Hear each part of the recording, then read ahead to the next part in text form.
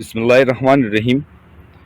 अभी सर्दियां तकरीबन ख़त्म होने वाली हैं, लेकिन जो सर्दियों का मौसम गुजरा है तो ज़ाहिर है हम दिसंबर और जनवरी में मुख्तलिफ़ किस्म के जितने भी हमारे पास फ्रूट प्लांट्स होते हैं, वेजिटेबल होते हैं, तो हम फर्टिलाइज़र या डेरानी खाद या इस तरह के डीएपी यूरिया वगैरह हम अप्लाई करते हैं, ताकि आने वाले जो अभी फरवरी के बाद इनकी ग्रोथ होगी तो इनकी जो प्रोडक्शन है, इनकी जो ग्रोथ है, इनकी जो न्यू लीव्स न्यू शूट्स निकलते हैं तो वो ज़्यादा बेहतर हो, पौधे को एक खुराक जो है वो मुयस्सर हो। क्योंकि ज़ाहिर सर्दी में इन्होंने एक डार्मेंट सीज़न गुजारा होता है। अभी जब नई शूट्स वो निकालेंगे तो उनके लिए इनको एनर्जी, इनको खुराक की ज़रूरत होती है, तो हम फर्टिलाइज़र जो है वो अप्लाई करते हैं। सवाल ये पैदा होता है कि क्या जो चुंग की फसल है या कैरोलूमा जो है उसको भी अभी फरवरी में या जनवरी में फर्टिलाइज़र की ज़रूरत होती है या नहीं होती। तो एक नॉर्मल सी बात है कि एक पौधा होता है जो हम ज़मीन में लगाते हैं, एक पौधा होता है जिसको हम गमले में लगाते हैं। तो अब ज़मीन में जो है नॉर्मली नेचुरली खुराक मौजूद होता है, आप ना भी दें तो पौधा किसी हद तक अपने आप को सस्टेन कर लेता है।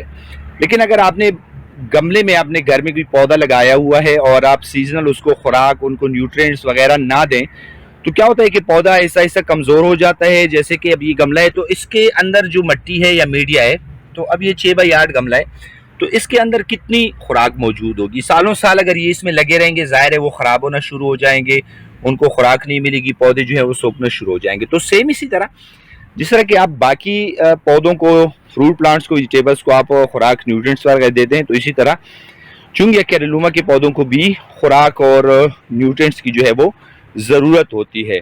तो अभी मौसम चूँकि टेम्परेचर चेंज होना शुरू हो गया है, तो इस टाइम पे यहाँ पे अभी इनके फूल निकलने का सीज़न भी शुरू हो रहा है। ये देखें, अभी ये फ्लावर जो हैं ये भी निकलना शुरू हो रहे हैं। ये फ्लावर बर्ड्स जो हैं ये आप देख रहे हैं, ये बन रहे हैं। तो ज़ाहिर है अभी अभी ये भी फ्लावरिंग करेंगे, न्यू शूट्स निकालेंगे और उसके बाद पॉड्स और सीड बनाएंगे, तो इसके लिए उनको खुराक और एनर्जी की ज़रूरत होती है। तो हम इसको भी जो है वो फर्टिलाइज़र जो है वो देंगे, लाजमन देंगे, ताकि ये हेल्दी रहें।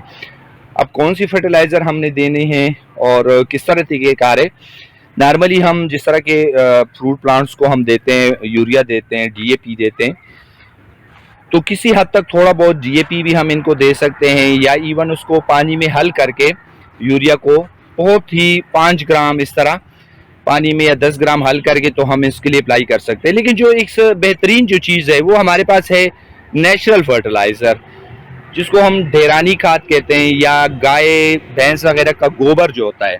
ज़्यादातर लोग ढेरानी खाद में कंफ्यूज हो जाते हैं फार्म यार्ड मैन्योर में। सिंपली सादा अल्फाज में बता दूं कि जो गाय और भैंस का गोबर होता है, लेकिन मैं हर दफ़ा यही आपसे बोलता हूँ कि जो पुरानी ढेरानी खाद होती है, तकरीबन कम से कम 5-6 महीने पुरानी ढेरानी खाद जो है वो हम डालते हैं। जिस तरह की अभी ये आप देख रहे हैं, ये तकरीबन 6-7-8 महीने पुरानी ढेरानी खाद है जो बिल्कुल गल सड़ चुकी होती है। तो ये जो है इसको हम ब्रॉडकास्ट करेंगे, या अगर आपके पास गमले हैं तो उसमें हम डालेंगे, और इस तरह इनकी खुराक की जो ज़रूरत है वो पूरी हो जाएगी।